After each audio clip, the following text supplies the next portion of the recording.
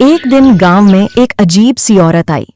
उसका चेहरा हरा, आंखें लाल और बाल बिखरे हुए थे। सिर पर एक बड़ी सी टोकरी रखी थी जिसमें रंग बिरंगी चूड़ियां भरी थीं। उसकी आवाज गूंजती, चूड़ियां ले लो, सुंदर चूड़ियां, किस्मत बदलने वाली चूड़ियां। लेकिन उसके आने के बाद से गांव में अजीब घटनाएं होने लगीं। पहला शिकार, गीता नाम की एक लड़की ने उसकी टोकरी से बैंगनी रंग की चूड़ी खरीद ली। अरे बहन, ये चूड़ियां तो बहुत अच्छी लग रही है, मुझे ये हरी वाली चूड़ियां दे दो। अभी देती हूँ, अभी देती हूँ। जैसे ही उसने चूड़ी पहनी, उसकी आंखें पलट गईं और वो जमीन पर गिर पड़ी, बेहोश। लोग दौड़े, पानी छींटा, पर गीता को होश नहीं आया। 3 दिन बाद होश आया तो बोली, मैंने सपने में देखा मैं किसी अंधेरे कुएं में थी और कोई मुझे नीचे खींच रहा था। दूसरा शिकार, नत्थू हलवाई। नत्थू को मजाक सूझा, मैं इस चुड़ैल को सबक सिखाऊंगा। मैं किसी से नहीं डरता। कल मैं उसी की चूड़ियां पहनूंगा। जैसे ही उसने एक लाल चूड़ी हाथ में डाली, वो जोर से चिल्लाया और बेहोश हो गया। उसके मुंह से झाग निकलने लगा और उसकी आंखें पूरी सफेद हो गईं। दूसरे दिन उसने बोलना बंद कर दिया। अब वो बस एक ही बात दोहराता था, वो आ रही है, वो आ रही है। गांव के बूढ़े आदमी ने बताया, वो कोई इंसान नहीं, वो रत्नमाला चुड़ैल है। 100 साल पहले वो बंगलों में चूड़ियां बनाती थी। गांव वालों ने उस पर चोरी का इल्जाम लगाया और जिंदा जला दिया। अब वो चूड़ियों के जरिए बदला ले रही है।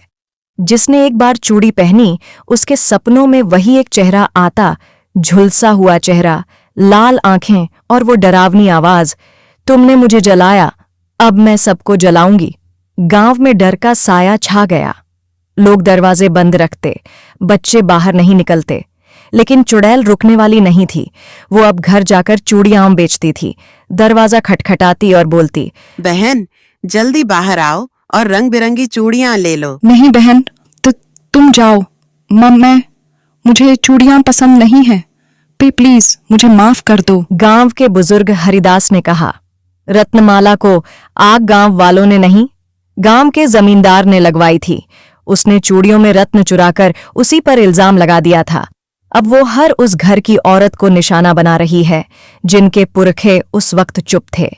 चुड़ैल की आत्मा को तभी मुक्ति मिलेगी जब उसके साथ हुआ अन्याय स्वीकार किया जाए और कोई उसकी चूड़ियों को पहनकर डरे नहीं, बल्कि उसका सामना करे। शोभा, एक बहादुर लड़की जिसने अपनी माँ को चूड़ियों की वजह से खोया था, उसने तय किया, उस चुड़ैल की वजह से मैंने अपनी माँ को खोया है। मैं उसे इस गांव से भगा दूंगी ताकि किसी और के साथ ऐसा ना हो जैसा मेरे साथ हुआ है। वो सीधी चुड़ैल के पास गई और कहा, तेरी चूड़ी पहनती हूं, पर तुझसे डरती नहीं। उसने चूड़ी पहनी और वहीं बेहोश होकर गिर गई। लेकिन उसके सपने में कुछ अलग हुआ। शोभा ने रत्नमाला की आंखों में देखा और कहा, मैं तुझे न्याय दिलाऊंगी। तेरे साथ जो हुआ वो गलत था, मैं सबको सच बताऊंगी। चुड़ैल की आंखों से आंसू निकले और पहली बार उसकी शक्ल इंसानों जैसी लगने लगी। शोभा की आंख खुली। गांव वालों, वो चुड़ैल बुरी नहीं है। वो कभी एक सीधी सादी, मासूम सी औरत थी। जिसके साथ बहुत बुरा हुआ, उसके साथ जिंदगी ने अन्याय किया। उसकी मासूमियत का मजाक उड़ाया गया, उसे धोखा मिला और फिर अकेलेपन ने उसे तोड़ दिया। आज जो तुम उसे डरावनी कहते हो, कभी वो भी तुम सब जैसी ही थी, मुस्कुराती और हुई। तभी एक तूफान सा आया। चुड़ैल जमीन से ऊपर उठी और एक भयानक चीख के साथ हवा में विलीन हो गई। उसकी सारी चूड़ियां खुद ब खुद राख बन गईं। भोली बहू, चालाक सास। माया अभी 2 दिन पहले ही ब्याह कर इस अनोखे घर में आई थी। शहर की लड़की थी, हीटर और गाड़ी की आदी। लेकिन यहाँ ठंड ऐसी कि सांस भी बर्फ जैसी लगती। पहली रात माया ने कांपते हुए रघु से पूछा, सुनिए जी, आप लोग इस ठंड में यहाँ कैसे रह लेते हो? मुझे तो बहुत ठंड लग रही है। मेरे तो हाथ पैर जैसे सुन्न से हो गए हैं। अब इस ठंड में तो रहने की जैसे आदत सी हो गई है। तुम अभी इस घर में नई हो, इसलिए अजीब लग रहा है, लेकिन धीरे धीरे तुम्हें भी आदत हो जाएगी। लेकिन याद रखना, माँ से हमेशा नरम लहजे में ही बात करना, क्योंकि माँ को नए लोग ज्यादा पसंद नहीं हैं। शांता, रघु की माँ, बूढ़ी जरूर थीं, लेकिन आवाज में ऐसी सख्ती कि माया के हाथ कांप जाएं। सुबह माया ने जैसे ही रसोई में कदम रखा, शांता ने तुनकते हुए कहा, ये तुम्हारा शहर नहीं है, ये गांव है। तुम्हारे यहाँ तो सब लोग 12 बजे उठते होंगे, लेकिन हमारे गांव में तो जैसे ही चिड़ियां उठती हैं वैसे ही सुबह हो जाती है। सासू माँ, मैं बस थोड़ा थक गई थी ना, शायद इसलिए आंख नहीं खुली। पर मैं आगे से ध्यान रखूंगी कि रोज सुबह जल्दी उठ जाऊं। परवर कुछ नहीं, जुबान कम चलाओ। और अरे हाय, देखो तो किचन कितना फैला हुआ है और घर में अभी तक झाड़ू भी नहीं लगा। अब चलो जल्दी से सब साफ करो। माया कुछ बोली नहीं, चुपचाप काम करने लगी, लेकिन ठंड की वजह से उसके हाथ सुन्न हो रहे थे। एक रात जब सब सो रहे थे, माया की नींद अचानक टूटी। बाहर कुछ सरसराहट थी, जैसे पेड़ की शाखाएं किसी से बातें कर रही हों। ये बाहर से कैसी अजीब सी आवाजें आ रही हैं? कहीं कोई भूत तो नहीं? मुझे तो इस घर में बहुत ही डर लग रहा है। कभी अजीब सी आवाज आती है, कभी एकदम से बहुत तेज ठंड हो जाती है। उसने खिड़की से देखा, दूर धुंध में कुछ हलचल थी, लेकिन ठंड इतनी तेज थी कि उसने चादर ओढ़ ली और फिर से सो गई। सुबह माया ने रघु से पूछा, तुमने कभी महसूस किया कि ये पेड़ कुछ कहना चाहता है? रघु ने हंसते हुए कहा, यहाँ जो भी लंबे समय तक रहता है उसे ऐसे ख्याल आने लगते हैं। दिन बीतते गए और ठंड बढ़ती गई। लकड़ी के तंग घर में आग जलाने का काम माया को सौंपा गया, लेकिन एक दिन लकड़ी खत्म हो गई। शांता भड़क गई, तुमसे एक काम भी ठीक से नहीं होता, सारा घर ठंडा कर दिया। माया की आंखों में आंसू आ गए, लेकिन उसने कुछ नहीं कहा। माँ, कोई बात नहीं, बस लकड़ी ही तो खत्म हुई है, इसमें इस बेचारी की क्या गलती है? वह तो मैं भी जंगल से ले आऊंगा। तू चुप रह, तुझे कुछ नहीं पता। ये शहर की लड़कियां ऐसे ही नकली आंसू बहाती हैं, और तू क्यों जाएगा लकड़ी लेने? यही जाएगी और जंगल से लकड़ी लेकर वो आएगी। नीचे उतरकर जंगल में लकड़ी लेने चली गई। जंगल में उसे वही सरसराहट फिर सुनाई दी, जैसे पेड़ की जड़ें उसकी थकावट समझ रही हों। अचानक उसे एक सूखी शाखा मिली, बड़ी, मजबूत और एकदम सूखी, जैसे किसी ने जानबूझकर उसे वहीं रखा हो। वो लकड़ी लेकर ऊपर लौटी। आग जली और घर में गर्मी फैल गई। शांता कुछ पल चुप रही, फिर धीमे से बोली, आज पहली बार सही लकड़ी जलाई है किसी ने। धीरे धीरे माया को घर से लगाव होने लगा। ठंड अब पहले जैसी नहीं लगती थी। वो रोज शाखाओं को छूती, पेड़ से बातें करती। शांता अब सीधे तो नहीं, लेकिन इशारों में माया की तारीफ करने लगी। अब माया हर सुबह जल्दी उठकर रसोई में पहुंच जाती। वो चुपचाप सारा काम निपटा देती। आटे का घोल बनाना, लिट्टी सेंकना, लकड़ी की आंच पर पानी गर्म करना। शांता पहले की तरह टोकती नहीं थी, लेकिन कभी कभी हल्की आवाज़ में कह देती, आज दाल में नमक ठीक है। एक दिन माया ने अपने पुराने शहर के स्टाइल में गर्म कपड़ों का एक नया डिजाइन तैयार किया। शांता ने जब वो ओढ़नी देखी तो पहले कुछ नहीं बोली, बस उसे ध्यान से देखा। तुमने तो बहुत खूबसूरत स्वेटर बनाया है, मुझे बहुत पसंद आया। शुक्रिया सासू माँ, मुझे ये जानकर बहुत खुशी हुई कि आपको ये पसंद आया। एक दिन सर्दी और बुखार की वजह से सावित्री देवी की हालत कुछ ढीली थी। रजाई में लिपटी पड़ी थीं और किसी ने अभी तक उनके लिए गर्म पानी तक नहीं पूछा था। तभी दरवाजा धीरे से खुला। माया अंदर आई। उसके हाथ में एक गरम गिलोय अजवाइन का काढ़ा, साथ में सरसों का तेल और गरम पानी से भरी बोतल थी। माँ जी, आपकी तबीयत तो बहुत खराब लग रही है, मैं आपके लिए काढ़ा लेकर आई हूँ, जल्दी से इसे पी लो। और क्या मैं आपकी पीठ पर सेक कर दूँ? हाँ बहू, मेरी जरा सी कमर दबा दे, बहुत दर्द हो रहा है। कल रात से ही तेज बुखार था, पूरे शरीर में जकड़न है। माया ने चुपचाप रजाई को थोड़ा हटाकर उनकी पीठ पर तेल लगाना शुरू किया और धीरे धीरे सेक करने लगी। बिना कहे समझ गई तू? सावित्री ने पूछा। माँ जी, जब आप थकी हुई लगती हैं ना, तो रजाई के अंदर भी आपकी सांसें सुनाई देती हैं। आप बोले न बोले, बेटियां समझ जाती हैं, माया ने मुस्कुराकर कहा। उस एक पल में सावित्री देवी के भीतर की सारी ठंड जैसे पिघल गई। कुछ दिन बाद अब माया रोज सुबह माँ जी के लिए गुनगुना पानी तैयार रखती, रात को उनके पैरों में हल्का तेल लगा देती और जब बहुत ठंड होती तो अपने हिस्से की रजाई भी लाकर उनकी रजाई में जोड़ देती।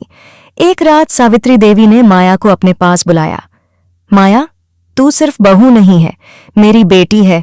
जब से तू आई है इस घर में गर्मी सी आ गई है, वो वाली गर्मी जो लकड़ी जलाकर नहीं मिलती, दिल की होती है। माया की आंखें भर आईं। माँ जी, मैं भी तो इसी गर्मी की तलाश में थी, आपके स्नेह, आपके प्यार की गर्माहट की। आप सिर्फ मेरी सास नहीं हैं, बल्कि मेरी माँ जैसी हैं। जिस तरह से आपने मुझे अपनाया, समझा और संभाला, वो हर बेटी को नसीब नहीं होता। मैं हमेशा आपकी देखभाल उसी प्यार और लगन से करूंगी, जैसे एक बेटी अपनी माँ की करती। अगले दिन माया रोज की तरह जल्दी उठी। किचन में धीमी आंच पर दूध गर्म किया, पराठे बनाते हुए ध्यान रखा कि माँ जी को गैस की गंध न जाए। वो अब सुबह की चाय माँ जी के कमरे में जाकर देती थी, कप में नहीं, छोटी सी ट्रे में, साथ में थोड़ी सी मठरी और गरम पोंछा भी। माँ जी अब कुछ कहती नहीं थीं, लेकिन जब माया चली जाती थी तो वो ट्रे से मठरी उठाकर ऐसे खाती थीं जैसे माँ के हाथ का कुछ मिल गया हो। अरे वाह, बहू ने तो आज बहुत अच्छी चाय बना रखी है और साथ में मटरी भी कमाल की है। लगता है धीरे धीरे वो सब कुछ सीख गई है। अब तो चाय की खुशबू से ही मन खुश हो गया और मटरी का स्वाद तो बिल्कुल घर की याद दिला रहा है। लेकिन हाँ, एक बात अब भी सच है, वो अब तक मेरी जैसी चाय नहीं बना पाई। मेरी बनाई हुई चाय में जो बात है वो शायद अभी उसे थोड़ा वक्त लगे सीखने में, लेकिन कोई बात नहीं, वो कोशिश कर रही है। एक दोपहर सर्द हवाएं पूरे आंगन को काट रही थीं। विनय ऑफिस चला गया था। माया ने देखा माँ जी खिड़की के पास कुर्सी पर बैठी थीं, कांप रही थीं, लेकिन धूप सेंक रही थीं। वो चुपचाप उनके पास आई और अपना ऊनी शॉल लाकर उनके कंधों पर डाल दिया। यह तो तेरा शॉल है ना बहू, ये तूने मुझे क्यों ओढ़ा दिया? इतना अच्छा, इतना गर्म शॉल। तू खुद ठंड में कांप रही थी, फिर भी मुझे पहले ओढ़ा दिया। तेरी इस ममता को क्या नाम दूं? तू तो सच में बहू नहीं, बेटी जैसी है। माँ बनने के लिए जन्म देना जरूरी नहीं होता। तेरे जैसे अपनापन और सेवा भाव में ही असली रिश्ते बसते हैं। माँ जी, शॉल मेरा है, मगर जब मैंने आपको ठंड से कांपते देखा तो मुझसे देखा नहीं गया, बस इसलिए आपको ओढ़ा दिया। आपका स्नेह, आपकी ममता और जो आपने हमेशा मेरे लिए किया है, उसके आगे ये शॉल तो कुछ भी नहीं। आप सास नहीं, मेरी माँ जैसी हैं, और माँ के लिए इतना तो किया ही जा सकता है। एक रात विनय ने माँ से कहा, माँ, माया के पापा अब अकेले रहते हैं, बुला लूं उन्हें कुछ दिन के लिए? माँ, माया के पापा के पास कोई भी नहीं रहता, वो बहुत अकेलापन महसूस करते हैं। सोच रहा हूँ उन्हें अपने घर बुला लें। उनकी आंखों में जो खालीपन है वो हर बार देखकर दिल दुखता है। माँ जी चुप हो गईं। माया ने कहा, सुनिए जी, इसकी कोई जरूरत नहीं है। मैं जानती हूँ पापा अकेले रहते हैं, पर इसका मतलब ये नहीं कि आप उन्हें यहाँ ले आए। ये घर आपका है, मैं कुछ नहीं कहती, लेकिन हर किसी की जरूरत और सहूलियत अलग होती है। पापा की देखभाल वहाँ भी हो सकती है। हम पैसे भेज सकते हैं, किसी को रख सकते हैं। सावित्री देवी ने पहली बार माया का चेहरा इतने ध्यान से देखा। उसके माथे की बिंदी, हाथों की चूड़ियां, गोल चेहरा और उन आंखों में एक अजीब सी खाली जगह। शायद वो जगह थी जहां माया कभी प्यार भरना चाहती थी। मेरी बहू, सुन मेरी बात। तेरे पापा को हम यहाँ जरूर बुला लेंगे। वो अकेले हैं और इंसान की सबसे बड़ी जरूरत होता है किसी का साथ। अगर हम उन्हें अपने घर में जगह देते हैं। कुछ हफ्तों बाद घर में एक छोटी सी पार्टी थी। माया ने माँ जी की पुरानी रेशमी साड़ी निकालकर उन्हें पहनाई। माँ जी ने माया को अपनी शादी की पुरानी बालियां दी। बिना कहे एक माँ बेटी का रिश्ता बन गया था। ये ले बहू, ये मेरी पुरानी साड़ी है। जब तू इस घर में आई थी ना, तभी से दिल में एक बात थी। सोचा था कि जब मेरी बहू आएगी तो मैं उसे ये साड़ी जरूर दूंगी। इसमें मेरी बहुत सी यादें जुड़ी हैं, लेकिन अब मैं चाहती हूँ कि ये तेरी अलमारी की भी एक खास साड़ी बने। अब जब भी रजाई ओढ़ी जाती, उसमें 2 जोड़ी हाथ होते, एक माँ के, एक बहू के। जब भी किचन से हल्दी की खुशबू आती, उसमें दाल से ज्यादा रिश्तों की पकती बातें होतीं, क्योंकि माया अब सिर्फ एक बहू नहीं थी, वो इस घर की वो गर्माहट थी जिसकी तलाश में सावित्री देवी ने अपनी आधी उम्र निकाल दी थी। और सावित्री देवी अब सिर्फ सास नहीं थीं, वो अब वो माँ थीं जिनकी गोद में माया को वो सुकून मिल रहा था जो कभी अपने मायके में भी अधूरा रह गया था। मां जी, आपने हर कदम पर मेरा साथ दिया, मुश्किल वक्त में मेरा हौसला बढ़ाया, मुझे अपनाया और मेरे पापा को भी इस घर में रहने की इजाजत दी। इसके लिए मैं दिल से आपकी शुक्रगुजार हूँ। ये आपका एहसान मैं जिंदगी भर नहीं भूलूंगी। आप सिर्फ मेरी सास नहीं, बल्कि सच्चे दिल से मेरी माँ जैसी हैं, जिनका साया पाकर मैंने हमेशा खुद को भाग्यशाली समझा है। और जहां तक बात है आपकी बेसन की सब्जी की, तो वो तो जैसे आपके हाथों का जादू है। हर बार जब आप उसे बनाती हैं तो पूरा घर महक उठता है। हर निवाले में एक अलग ही स्वाद होता है, जिसमें सिर्फ मसाले नहीं, आपका प्यार, ममता और अपनापन घुला होता है। मैं भी चाहती हूँ कि आपसे वो सब्जी बनाना सीखूं, ताकि एक दिन जब मैं उसे बनाऊं और आप खाएं। बिल्कुल बहू, तूने जिस तरह इस घर को अपनाया और हर रिश्ते को निभाया, उससे मेरा दिल भर आया। जब तूने अपने पापा को भी हमारे घर लाने की बात कही और फिर उनका इस घर में आना हुआ, तो सच मान मुझे ऐसा लगा जैसे ये घर अब और भी पूरा हो गया हो। तेरा अपनापन, तेरा आदर और तेरे बोलने का सलीका, सब कुछ ऐसा है जैसे तू मेरे दिल से निकली दुआ हो। और बहू, जहां तक मेरी बेसन कमेंट में बताएं आप कितने साल की होके यह कहानी देखते हैं।